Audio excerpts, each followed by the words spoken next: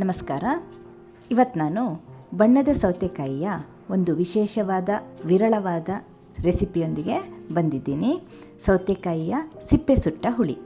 ಇದನ್ನು ಮಾಡಲಿಕ್ಕೆ ಸೌತೆಕಾಯಿನ ಚೆನ್ನಾಗಿ ತೊಳ್ಕೊಂಬಿಟ್ಟು ಇದರ ಎರಡೂ ತುದಿಗಳನ್ನು ಕಟ್ ಮಾಡಿ ತೆಕ್ಕೊಳ್ಳೋಣ.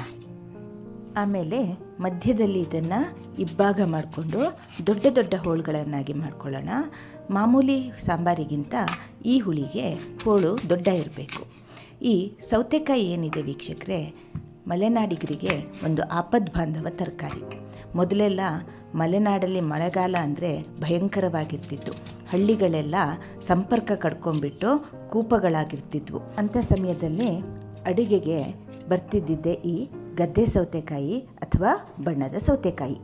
ನೋಡಿ, ಇದನ್ನು ಇಷ್ಟು ದೊಡ್ಡ ಹೋಳುಗಳನ್ನಾಗಿ ಮಾಡ್ಕೊಂಡ್ಬಿಟ್ಟು ಮಧ್ಯದಲ್ಲಿ ಚಾಕುವಿನ ಸಹಾಯದಿಂದ ಕಟ್ಸ್ ಮಾಡ್ಕೊಳ್ಳೋಣ. ಸೌತೆಕಾಯಿ ಹೋಳು ದೊಡ್ಡ ಇರೋದ್ರಿಂದ ಚೆನ್ನಾಗಿ ಬೆಂದು ಉಪ್ಪು ಖಾರ ಸರಿಯಾಗಿ ಹಿಡೀಲಿ ಅಂತ ಹೇಳಿಬಿಟ್ಟು ಇದಕ್ಕೆ ಮಧ್ಯದಲ್ಲಿ ಈಗ ಕಟ್ಸನ್ನು ಹಾಕ್ಕೊಳ್ಳೋದು. ಬೇಸಿಗೆಯಲ್ಲಿ ಗದ್ದೆಗಳಲ್ಲಿ ಸೌತೆಕಾಯಿನ ಬೆಳೆದ್ಬಿಟ್ಟು ಮನೇಲಿ ಸ್ಟಾಕ್ ಇಟ್ಕೊಳ್ತಾ ಇದ್ದರು. ಛಾವಣಿಗಳಿಗೆ ಇದನ್ನು ನೇತಾಕೊಂಡು ಇಟ್ಕೊತಿದ್ರು. ಬೇಕಂದಾಗ ತೆಗೆದು ಇದರದ್ದೇ ಅಡುಗೆ. ನೋಡಿ, ಹೆಚ್ಚಿಟ್ಟ ಹೋಳುಗಳನ್ನೆಲ್ಲ ನೀರೊಳಗೆ ಹಾಕಿಟ್ಕೊಳ್ಳೋಣ. ಈ ಸೌತೆಕಾಯಿಯಿಂದ ನಾನಾ ವೆರೈಟಿ ಅಡುಗೆನ ಮಾಡ್ತಾರೆ. ಸಾಂಬಾರು, ಸಾಸಿವೆ, ಮಜ್ಜಿಗೆ ಹುಳಿ, ಕಾಯಿ ಹುಳಿ, ಹೀಗೆ ಕಡುಬು, ಸಿಹಿ ಕಡುಬು, ಖಾರದ ಕಡುಬು, ಹೀಗೆ ಬೇಕಾದಷ್ಟು ಅಡುಗೆಗಳನ್ನು ಇದರಿಂದ ಮಾಡ್ತಾರೆ. ಇದರ ತಿರುಳಿಂದ ಸಾಸಿವೆ ಬೀಜನ ಒಣಗಿಸ್ಕೊಂಡ್ಬಿಟ್ಟು ಅದರಿಂದ ಸಾರು, ಹಾಗೆ ಸಿಪ್ಪೆನೂ ಬಿಡೋದಿಲ್ಲ, ಸಿಪ್ಪೆನ ಹುರಿದ್ಬಿಟ್ಟು ಅದರಿಂದ ಚಟ್ನಿನೂ ಮಾಡ್ತಾರೆ. ನೋಡಿ, ಈಗ ಹೆಚ್ಚಿದ ಹೋಳುಗಳನ್ನೆಲ್ಲ ನಾನು ನೀರಲ್ಲಿ ಹಾಕಿಟ್ಕೊಂಡಿದ್ದೀನಿ. ಈಗ ಇದನ್ನು ನಾವು ಒಂದು ದಪ್ಪ ತಳದ ಪಾತ್ರೆಯಲ್ಲಿ ಸಿಪ್ಪೆ ಅಡಿಯಾಗಿಟ್ಬಿಟ್ಟು ಇದನ್ನು ನಾವು ಸುಟ್ಕೋಬೇಕಾಗತ್ತೆ. 2 ಸ್ಪೂನ್ ಎಣ್ಣೆ ಹಾಕ್ಕೊಂಡ್ಬಿಟ್ಟು ನಾವು ಕಾಯಿಸ್ಕೊಳ್ಳೋಣ. ನಾನಿಲ್ಲಿ ಮಣ್ಣಿನ ಪಾತ್ರೆನ ತಗೊಂಡಿದ್ದೀನಿ.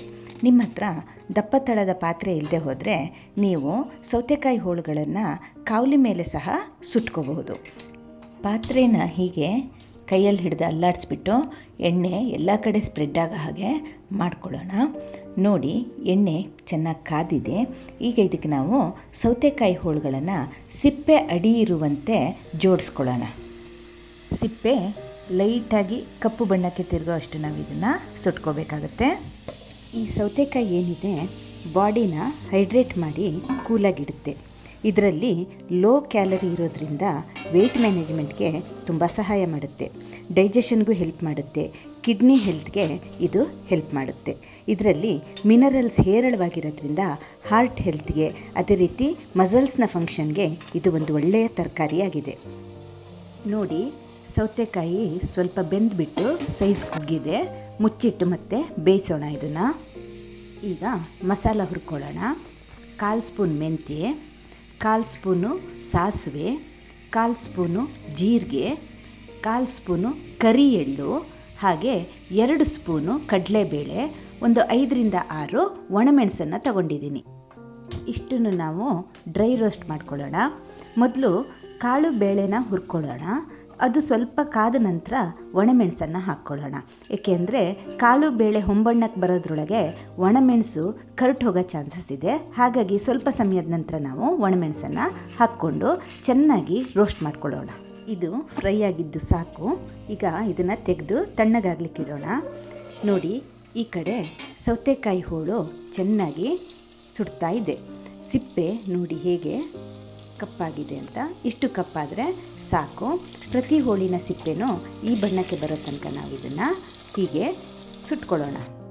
ಮಸಾಲನ ರುಬ್ಕೊಳ್ಳೋಣ. ಈ ಹುರಿದ ಕಾಳು ಬೇಳೆ ಜೊತೆಗೆ ನಾನು 1 ಕಡಿ ತುರಿದ ಹಸಿಕಾಯಿ ಮತ್ತು 1 ಲಿಂಬೆಹಣ್ಣು ಗಾತ್ರದ ಹುಣಸೆ ಹಣ್ಣನ್ನು ನಾನು ತಗೊಂಡಿದ್ದೀನಿ. ಇವಿಷ್ಟನ್ನು ಹಾಕಿಬಿಟ್ಟು ಸಾಂಬಾರಿಗೆ ನಾವು ಹೇಗೆ ಮಸಾಲ ರುಬ್ಕೋತೀವೋ ಅದೇ ಹದಕ್ಕೆ ಮಸಾಲನ ರುಬ್ಕೊಳ್ಳೋಣ. ನೋಡಿ, ಈ ಹದಕ್ಕೆ ನಾವು ಮಸಾಲ ರುಬ್ಕೋಬೇಕು. ಈ ಕಡೆ ಹೋಳು ಚೆನ್ನಾಗಿ ಬೆಂದಿದೆ ಹಾಗೂ ಸಿಪ್ಪೆ ನೋಡಿ ಹೇಗೆ ಸುಟ್ಟಿದೆ. ಈಗ ಇದಕ್ಕೆ ನಾವು ರುಬ್ಬಿಟ್ಕೊಂಡಿರ್ತಕ್ಕಂತಹ ಮಸಾಲನ ಹಾಕೋಣ.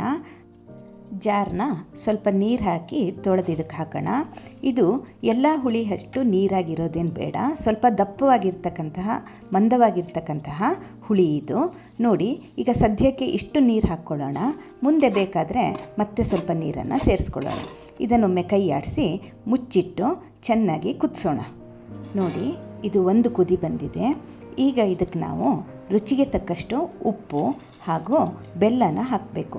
ಇದು ಸ್ವಲ್ಪ ಸಿಹಿ ಜಾಸ್ತಿ ಇರ್ತಕ್ಕಂತಹ ಹುಳಿ. ನಾನು 2 ಅಚ್ಚು ಬೆಲ್ಲನ ಹಾಕ್ತಾಯಿದ್ದೀನಿ. ಸಿಹಿ ಜಾಸ್ತಿ ಇಷ್ಟಪಡೋರು ಇನ್ನೂ ಒಂದು ಚೂರು ಬೆಲ್ಲನ ಸೇರಿಸ್ಕೋಬಹುದು. ಮತ್ತು ಇದನ್ನು ಕೈ ಆಡಿಸ್ಬಿಟ್ಟು ಮುಚ್ಚಿಟ್ಟು ಕುದಿಸ್ಬೇಕು.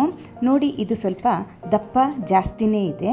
ಇದಕ್ಕೀಗ ನಾವು ಒಂದು ಅರ್ಧ ಬಟ್ಲು ನೀರನ್ನು ಹಾಕ್ಕೊಂಡು ಮತ್ತು 1/4 ಸ್ಪೂನು ಅರಿಶಿನ ಹಾಕ್ಕೊಂಡು ಇದನ್ನು ಚೆನ್ನಾಗಿ ಕುದಿಸೋಣ. 2 ನಿಮಿಷ ಚೆನ್ನಾಗಿ ಕುದಿಸಿ ಕೊನೆಯಲ್ಲೊಂದು ಒಗ್ಗರಣೆ ಹಾಕೋಣ. ಸಾಸಿವೆ ಕರಿಬೇವಿನ ಒಗ್ಗರಣೆ ಹಾಕಿದರೆ ಸೌತೆಕಾಯಿಯ ಸಿಪ್ಪೆ ಸುಟ್ಟ ಹುಳಿ ರೆಡಿ. ಇದು ಅನ್ನದ ಜೊತೆಗೆ, ದೋಸೆ ಹಾಗೆ ಕಡುಬು ಇವುಗಳ ಜೊತೆ ಸವಿಲಿಕ್ಕಂತೂ ತುಂಬಾ ರುಚಿಯಾಗಿರುತ್ತೆ. ಹೊಸ ಹೊಸ ಅಡುಗೆಗಳನ್ನು ಕಲೀಲಿಕ್ಕೆ ರುಚಿ ಅಭಿರುಚಿನ ಸಬ್ಸ್ಕ್ರೈಬ್ ಮಾಡಿ, ಲೈಕ್ ಮಾಡಿ. ಧನ್ಯವಾದಗಳು.